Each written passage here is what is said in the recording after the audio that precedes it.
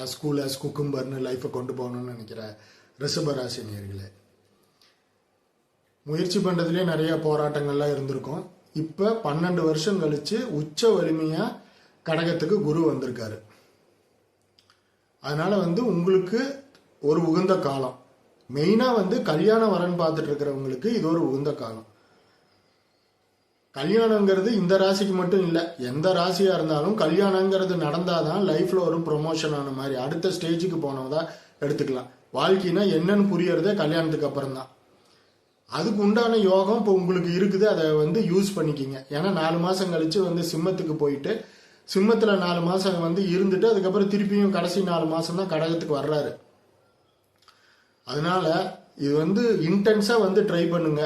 தசா புத்தி சப்போர்ட் பண்ணணும், அதை செக் பண்ணிக்கிங்க. அது சப்போர்ட் பண்ணுச்சுன்னா விகரஸாக ட்ரை பண்ண ஆரம்பிச்சிருங்க. கல்யாணத்தை முடிக்கிற காலம்.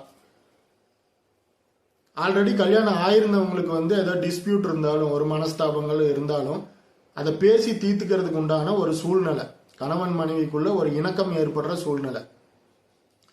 ஏன்னா எவ்வளவோ உறவுகள் போனாலும் கணவன் மனைவி உறவுங்கிறதான் கடைசி வரைக்கும் வர்றது. அப்போ அந்த இம்பார்ட்டன்ஸை புரிஞ்சுக்கிட்டு எந்த ஒரு மன ரீதியாக பிரச்சனை இருந்தாலும் அதை பேசி தீர்த்துக்கலாம். ஏன்னா பேசுனா தீராத பிரச்சனை இந்த உலகத்திலேயே இல்லை. அது உங்களுக்கு பேசி தீர்றதுக்கு சாதகமான சூழ்நிலையா இருக்குது, அதை பயன்படுத்திக்கிங்க.